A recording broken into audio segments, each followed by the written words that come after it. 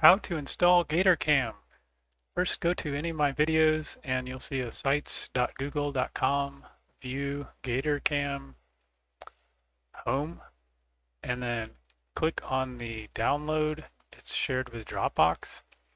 Once you're at Dropbox, just click the download button, and you don't actually have to log in or sign up for Dropbox. Just hit the bottom or continue with download only. So it will download up here. When that's finished, just open the file. It's a zip file, so you can create a new folder anywhere you want. I'll create one on the desktop, call it GatorCAM. You can call it whatever you want. Just select all those files and drop it in there. And once it copies, click on that folder, click camigator.exe.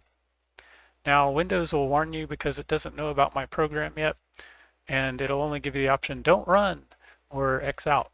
So you have to click the more info button link, and then it'll open run anyway.